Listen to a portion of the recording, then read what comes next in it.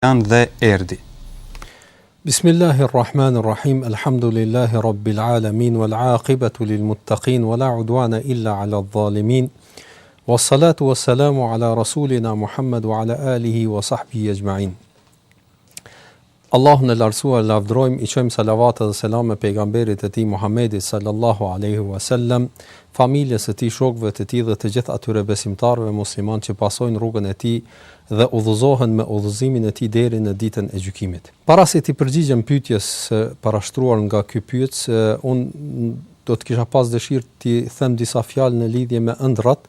për arsye se është e vërtetë edhe në këtë emision, po në përgjithësi hoxhallarët të ballavaçohen me çështjen e komentimit të ëndrave. Prandaj ndoshta është e arsyeshme të bëjmë disa sqarime se si është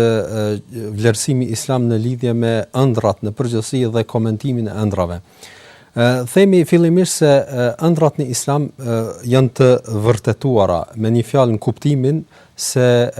është i lejuar komentimi i tyre për faktin se transmetohet një hadith nga pejgamberi sallallahu alaihi wasallam, një hadith i saktë në cilën i dërguari i Allahut lavdrimi dhe paqja qofshin mbi të thotë se nuk ka mbetur nga pejgamberia pas meje ndonjë gjë tjetër përveç disa përgëzimeve, në kuptimin se pas vdekjes së Muhamedit sallallahu alaihi wasallam do të ndërpritet çdo formë e komunikimit ashtu siç ka qenë në kohrat kur kanë ekzistuar pejgamberët dhe atyre u kanë ardhur shpalljet,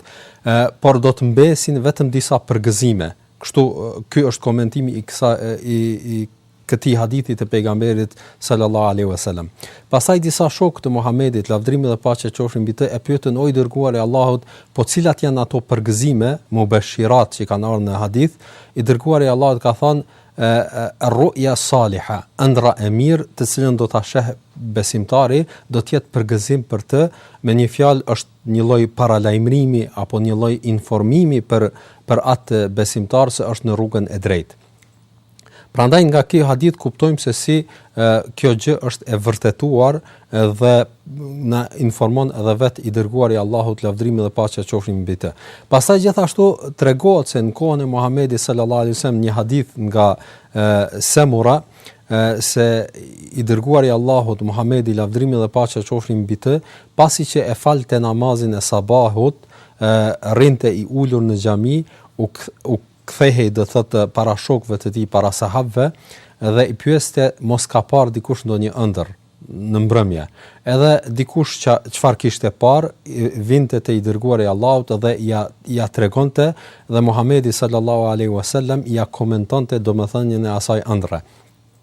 Prandaj edhe nga kjo praktik kuptojmë se komentimi i ëndrave është diçka e vërtetuar dhe nuk ka në të diçka të keqe, apo me një fjalë ka dallim ndërmjet komentimit të ëndrave që bëhen nga vështrimi islam dhe ndërmjet parashikimeve apo parakallëzimeve të lajmeve apo të ngjarjeve që mund të bëjnë në forma dhe metoda tjera jo të lejuara që zakonisht i përdorin njerëzit, sikurse shikimi në kafe ose do thotë çështja e horoskopit e kështu me radhë, për arsye se të gjitha këto janë të jo të drejta dhe jo të sakta, kurse komentimi i ëndrave është diçka që ka lënë Allahu xhallahu ala një pjesë apo një formë, do thotë me anë të së cilës njeriu informohet apo njeriu do thotë përgëzohet për ndonjë gjë. Kjo është do thotë në aspekti i parë në çështjen e ëndrave, do thotë dhe qasjes islame ndaj tyre. Kurse në aspektin e komentimit të ëndrave themi se çështja e komentimit nuk është do thotë një dituri apo një njohuri që njeriu mund ta mësoj vetëm nga librat apo vetëm nga një metodologji do thotë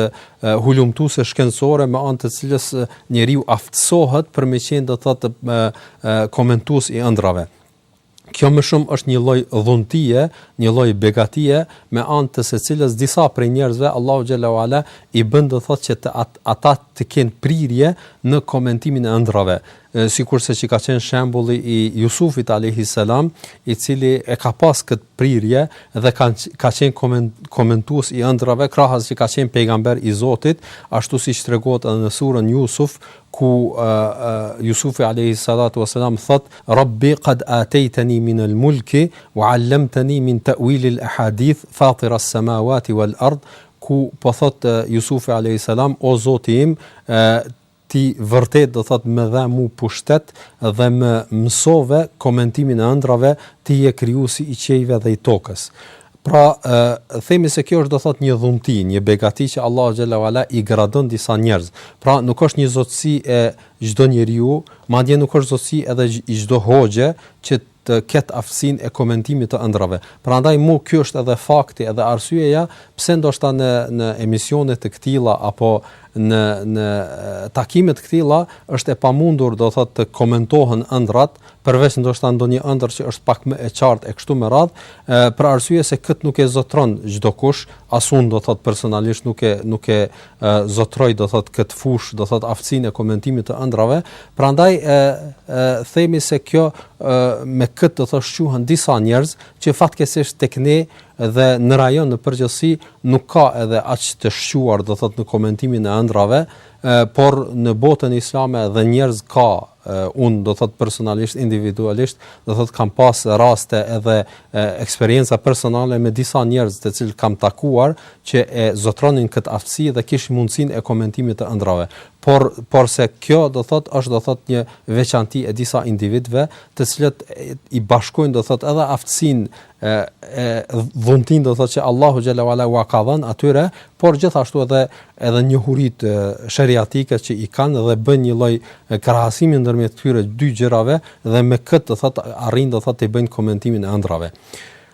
Por sidoqoftë ndoshta pak e zgjata mirë, po këtë e bëra me qëllim po ju falenderoj se kjo ishte edhe nevojshme që shikuesit të jenë të informuar rreth kësaj çështje. E bëj me qëllim për faktin se